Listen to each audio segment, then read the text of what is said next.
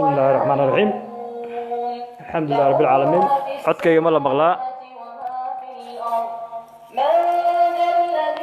السلام عليكم ورحمة الله وبركاته mudanayaal codkayga ma la maqlaa walaalayaal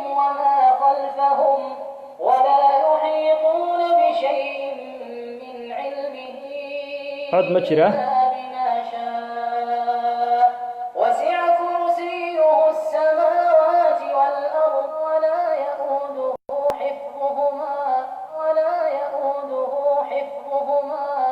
وماسنتين السلام عليكم ورحمة الله سو دوادا الله لا إله إلا هو الحي القيوم لا تأخذه سنة ولا نوم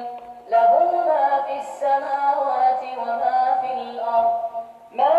ذا الذي يشفع عنده يعلم ما بين أيديهم وما خلفهم ولا يحيطون بشيء من علمه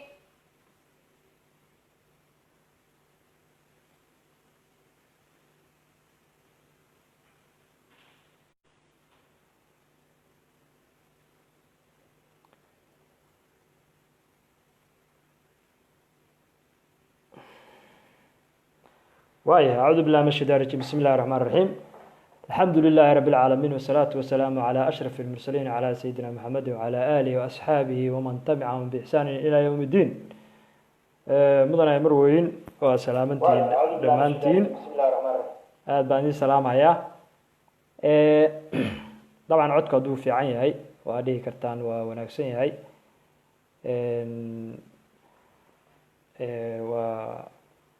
waxyar waxaan doonaynaa inaan ogtiin live-ka kuma badni inaan waxyar ka idhaahdo arrimaha galmudug oo muddadan baqasnaa dagaalada kusoo cusboonaaday dagaalo beeleedka ka socda dacdheer iyo ragga sanatarada yimid iyo baaqi kasoo yeeray dowladda federaalka gaar ahaan madaxweynaha maxamed cabdullaahi farmaajo dabcan videoga waa fiirsan doontiin warkeydin kuma sii dheereynayo live weeye share iyo waxaasna ma sii oranayo cabdijamaal waa ku salaamay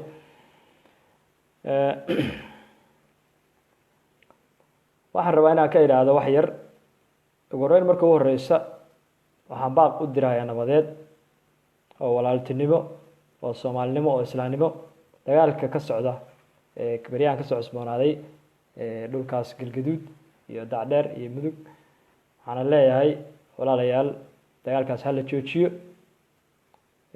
dhiigayaga iyo dadnimadayada iyo sharaftayada iyo wiilashayada iyo maalin walba iyo aabayaashan inay dagaal macno daraa ku baaba-aana wax faa'iidaa ma leh in wiilka soomaaliya dhiiggiisu macno beelo wax faa'iidaa ma leh cadow meeshii uu difaaci lahaa inuu asagoo wiil kaloo soomaaliyeed difaac ugu jira uu dhinto wax faa'iidaa ma leh marka waxaan ku baaqayaa walaalayaal dagaalkaas in la joojiyo dagaalkuna sidiisaba wiil kuma dhashay wiil baa ku dhinta marka waxaan odhan lahaa oo ku baaqi lahaa in dagaalkaas la joojiyo waa tan koowaad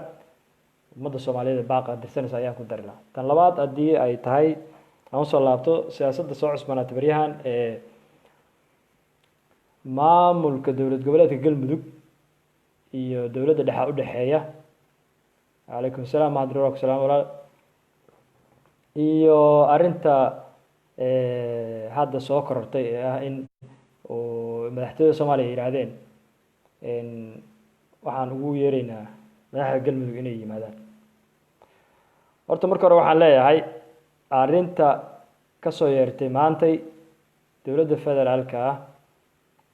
uu ka dhawaajiyey madaxweyne cabdullaahi farmaajo uu yidhi xamar ha la isku yimaado madaxda galmudug si loo dhammaystiro heshiiskii jabuuti arrintaas waxaan u arkaa arrin horta marka ugu horeysa gef ku ah galmudug arrin shacabkeeda gef ku ah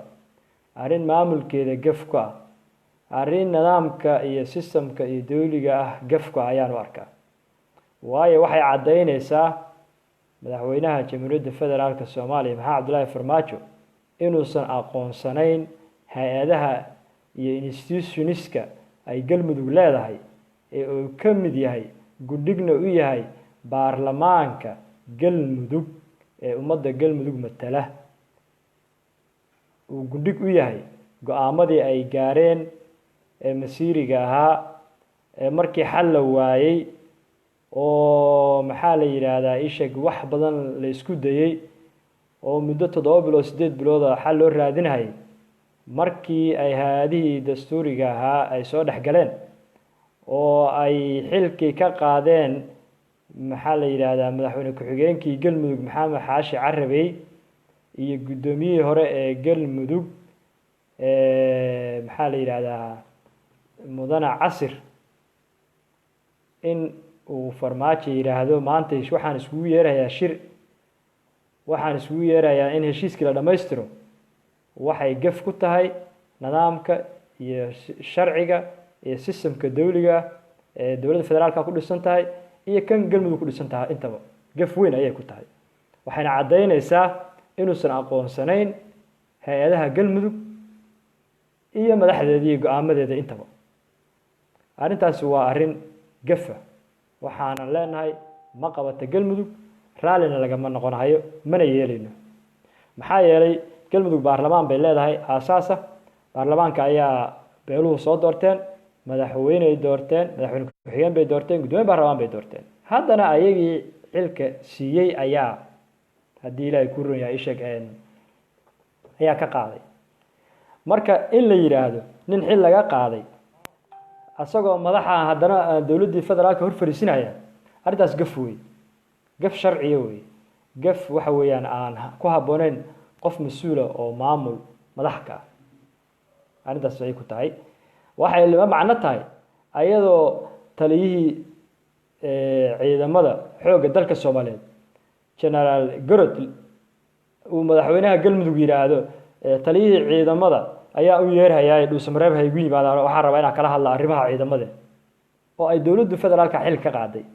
waxay la macno tahay wasiiradii ay xil ka qaaday inay galmudug u aqoonsan tahay inay weli wasiirayeen waxay la macno tahay wax alla wixii dowladdu soo qabatay oo dhan inaysan sharci ahayn haddii aan galmudug raaysan raalli ku ahayn taasi waxay caddaynaysaa siina laba jibaaraysaa welina ay arrintii dab baansiina kusoo shubaysaa khilaafkii galmudug ka jiray ee ay awalba dabada ka riixaysay dowladda federaalka ee xarunteeda xamar ay tahay waxaan marka soo jeedinayaa